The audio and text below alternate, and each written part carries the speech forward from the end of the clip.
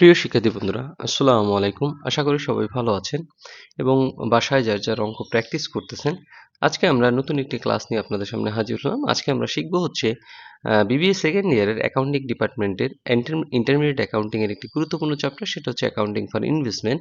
আজকে যে অঙ্কটা আমরা সমাধান করব, এটা ন্যাশনাল ইউনিভার্সিটি বিবিএ অনার্স 2012 সালেও এসেছে এবং এটা আবার 17 সালেও এসেছিল। তো আমরা দেরি না করে চলেন ডাইরেক্ট অঙ্ক পড়ি। বলছে Abid company had the following transaction in stock investment that R considered trading securities. তাহলে এটি কিন্তু ট্রেডিং সিকিউরিটি আকারে বিবেচনা করা হয়। তাহলে ট্রেডিং সিকিউরিটি বা অ্যাভেলেবল সেল সিকিউরিটি হলে আমরা জানি যে সেটা কোন মেথড হিসেবে অন্তর্ভুক্ত করতে হয়।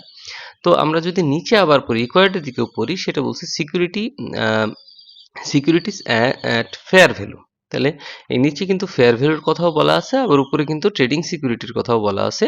তাহলে আমরা জানি যে ট্রেডিং সিকিউরিটি এবং অ্যাভেলেবল সেল সিকিউরিটি হলে কোন মেথড করতে হয়, ফেয়ার ভ্যালু মেথড করতে হয়। কারণ আমরা যদি জাবেদার দিক খেয়াল করি, দেখেন পার্সেজের জাবেদা available for sale security debit, trading security debit. তো অ্যাভেলেবল ফর সেল সিকিউরিটি অথবা ট্রেডিং সিকিউরিটি যে কোনো দুইটা এক কথার একটাও যদি অঙ্কের ভিতর থাকে, তখন আপনারা বুঝবেন কি সেটা ফেয়ার ভ্যালু মেথডে করতে হবে। কারণ ফেয়ার ভ্যালু মেথডের যে প্রথম শর্তটা, যে বিনিয়োগকারী যদি বিক্রেতা কোম্পানির 20% কম শেয়ার ক্রয় করে, তাহলে ফেয়ার ভ্যালু পদ্ধতি হিসেবভুক্ত করতে হবে। এই কথাটা সবসময় অঙ্কের ভিতর নাও থাকতে পারে। তো আমাদের অঙ্ক জাবেদা দেখে চিনতে হবে অথবা ফেয়ার ভ্যালু মেথড দেখে চিনতে হবে। তাহলে এটা যেহেতু ট্রেডিং সিকিউরিটি আছে, আমাদের জাবেদা বলা ছিল যে ট্রেডিং সিকিউরিটি থাকলেই সেটা কি হবে, ফেয়ার ভ্যালু মেথড হিসেবে বিবেচিত হবে। তো আশা করি আমরা পদ্ধতি চিনতে পারছি যে আসলে এই অঙ্কটা কোন মেথডে করতে হবে। তো আমরা যদি এখানে কতগুলো ট্রানজেকশন দেওয়া আছে এবং রিকোয়ার্ডে বলছে যে জার্নালাইজ দ্য অ্যাবভ ট্রানজেকশন, তাহলে এইগুলো আমরা কি করি, জাবেদা দেওয়ার চেষ্টা করি। দেরি না করে চলেন। তো আমরা প্রথম রিকোয়ার্ড একটা জাবেদা সুন্দর একটা ছক কাটবো।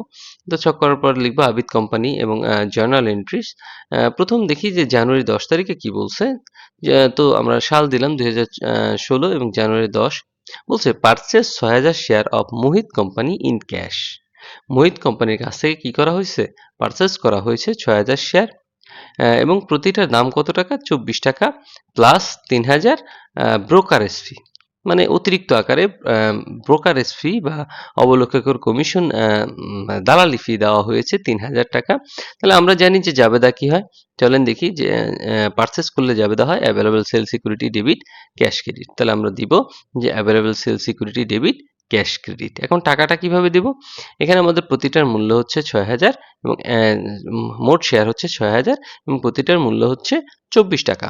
তাহলে 6000 গুণ 24 এবং প্লাস বলছে, মানে অতিরিক্ত কত দিতে হবে, অতিরিক্ত দিতে হবে ব্রোকারেজ ফি 3000। তাহলে আমরা যোগ দিলাম 3000, তাহলে আমাদের হলো 1,47,000 টাকা। আশা করি জাবেদাটা আপনারা বুঝতে পারছেন এবং কারণ লিখে দিবেন যে to record purchase share with brokerage fee. এরপর চলুন দেখি মার্চের 15 তারিখে কি বলছে। বলছে purchase 8000 share of Sarkar company. আগে আমরা মোহিত কোম্পানি থেকে কিনছিলাম, এখন আমরা সরকার কোম্পানি থেকে কিনতেছি এবং 8000 শেয়ার কিনছি। প্রতিটার দাম কয় টাকা, 33 টাকা। এখানে অতিরিক্ত দিতে হবে 6000 ব্রোকারেজ ফি। তাহলে আগে যাবে তাই হবে available for sale security debit cash credit. এবং টাকাটা কিভাবে হবে দেখেন, টাকাটা হবে হচ্ছে 8000 গুণ 8000 শেয়ার কিনছি, 8000 গুণ 33 প্লাস হচ্ছে কত, 6000।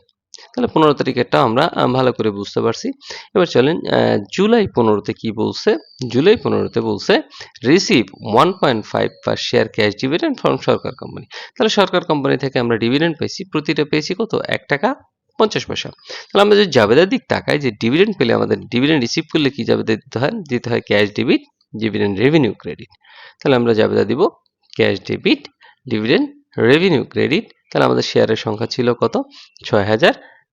আমাদের সরকার কোম্পানি থেকে যেহেতু পেয়েছি, শেয়ারের সংখ্যা ছিল 8000। তাহলে 8000 গুণ 1.5, এই যে আমরা দিলাম 8000 গুণ 1.5। আশা করি বুঝতে পারছেন। চলেন আমরা পরবর্তী এন্ট্রিতে চলে যাই। পরবর্তী এন্ট্রি হচ্ছে নভেম্বরের 10 তারিখে। নভেম্বরের 10 তারিখে বলছে sold 2000 share of Mohit company. এই যে মোহিত কোম্পানির কাছ থেকে আমি 6000 শেয়ার কিনছিলাম, এই মোহিত কোম্পানির 2000 শেয়ার আমি কি করছি, বিক্রি করে দিয়েছি। প্রতিটা কয় টাকায় বিক্রি করছি, 27 টাকায় এবং ব্রোকারেজ ফি দিতে হয়েছে কত, 2000 টাকা। এবার কিন্তু আর প্লাস না, এখানে বলছে লেস। তো চলেন আমরা দেরি না করে বিক্রয়ের এন্ট্রি দিই। তাহলে আমরা যেহেতু বিক্রি করছি, আমরা ক্যাশ পাবো। তাহলে ক্যাশ পাবো কত, 2000 গুণ 27। ক্যাশ পাবো কত, 2000 গুণ 27। কিন্তু যেহেতু ব্রোকারেজ ফি দিয়েছি 2000 টাকা, তাহলে 2000 টাকা কি হবে, আমরা কম পাবো। তাহলে ক্যাশ 2000 গুণ 27 মাইনাস হচ্ছে কত 2000, তাহলে আমরা 52,000 টাকা ক্যাশ পাইছি। এখন দেখেন 52,000 টাকা তো আমরা ক্যাশ পাইছি, কিন্তু আমাদের শেয়ার চলে গেছে কত? শেয়ার চলে গেছে, আমরা কিনছিলাম কত টাকা দিয়ে? কিনছিলাম হচ্ছে 1,47,000 টাকা দিয়ে। তাহলে 1,47,000 টাকা কত শেয়ার কিনছিলাম? 6,000। তাহলে প্রতিটার দাম এখন আমরা কি করব? 1,47,000কে 6,000 দিয়ে কি করব? ভাগ দিব। দেখেন আমরা 1,47,000কে 6,000 দিয়ে কি করছি? ভাগ করছি। এখন বিক্রি করছি কত? 2,000। তাহলে 1,47,000কে যদি আমরা 6,000 দিয়ে ভাগ দিই, তাহলে আমরা এক একটা শেয়ারের মূল্য পাবো। যখন এটাকে আমরা 2,000 দিয়ে গুণ করব, তখন 2,000টা শেয়ারের মূল্য পাবো। তাহলে 1,47,000 ভাগ 6,000 গুণ 2,000। তাহলে আমাদের সেল সিকিউরিটি যেটা আমরা কিনছিলাম, এটা তো কেনার সময় কিনছিলাম, এই জন্য আমরা ডেবিট করছি, এখন চলে গেছে। এখন আমরা কি করব? ক্রেডিট করব। কত টাকা? 49,000 টাকা। এখন দেখেন যে আমাদের শেয়ার চলে গেছে কত? 49,000 টাকার, কিন্তু আমরা ক্যাশ পাইছি কত? 52,000। তাহলে 3,000 টাকা কি বেশি পেয়েছি? তাহলে 3,000 টাকা আমি লাভে বিক্রি করছি। তাহলে এই 3,000 টাকা যে লাভে বিক্রি করছি, সেটাকে আমরা দিব হচ্ছে gain on sale of share. Gain on sale of share. আশা করি বুঝতে পারছেন। তো এরপর চলেন পরবর্তী আরেকটা এন্ট্রিতে যাই। এখন বলছে ডিসেম্বরের 10। কি বলছে? Receive 1 per share cash dividend Mohit company. এবার মোহিত কোম্পানি থেকে আমি কি করছি? প্রতি শেয়ার প্রতি 1 টাকা পেয়েছি। এখন দেখেন মোহিত কোম্পানি আমরা শেয়ার কিনছিলাম কত? মোহিত কোম্পানির শেয়ার কিনছিলাম 6,000, কিন্তু নভেম্বরের 10 তারিখ আমরা কি করছি? মোহিত কোম্পানির 2,000 শেয়ারকে আমরা কি করছি? বিক্রি করে দিছি। তাহলে এখন কি মোহিত কোম্পানির কাছে আমি 6,000 শেয়ার পাবো? না, মোহিত কোম্পানির 6,000 শেয়ার আমার কাছে নাই। আমার কাছে মোহিত কোম্পানি আছে কত? 4,000 শেয়ার, যেহেতু আমি 2,000 বিক্রি করে দিয়েছি।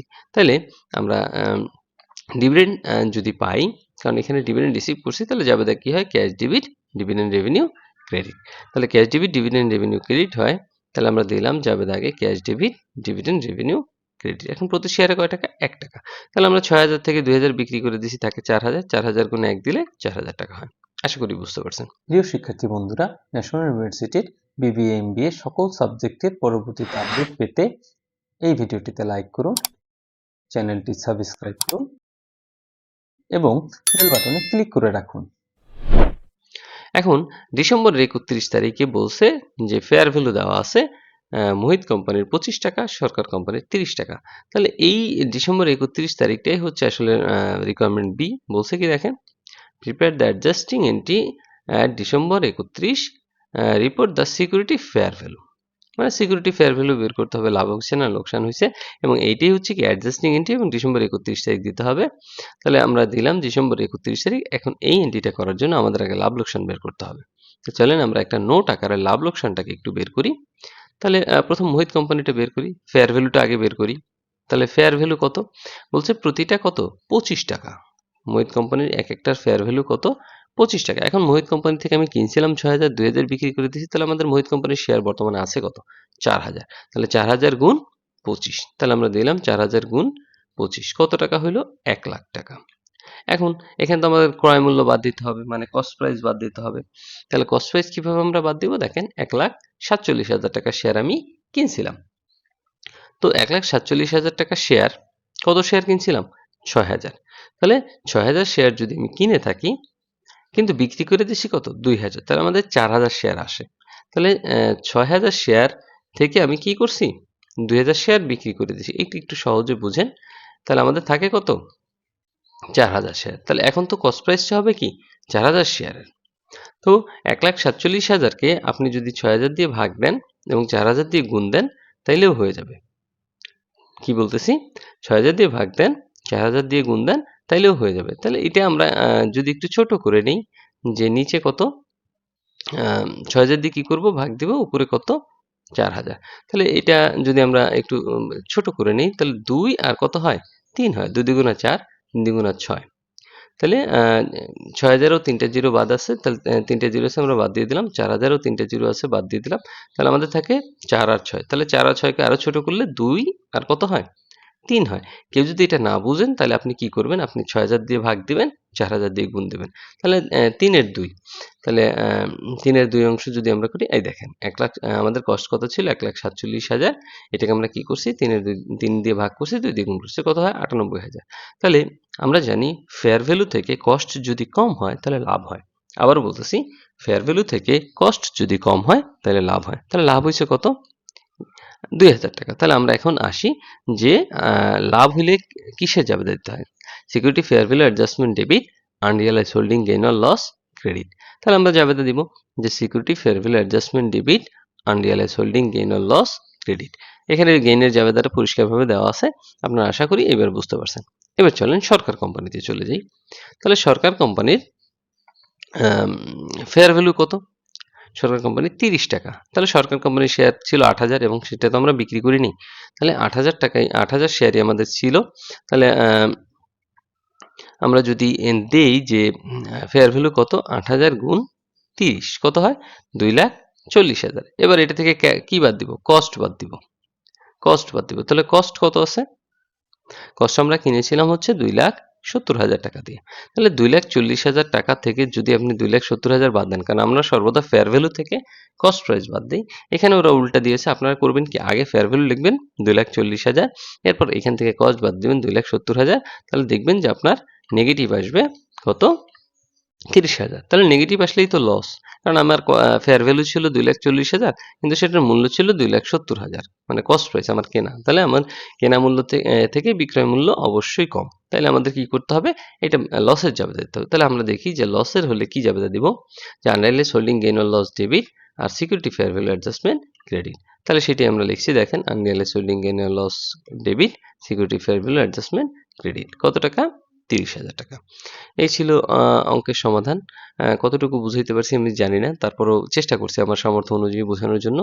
যদি অঙ্ক সম্পর্কে বুঝতে কোনো অসুবিধা হয় অবশ্যই কমেন্ট বক্সে কমেন্ট করতে ভুলবেন না।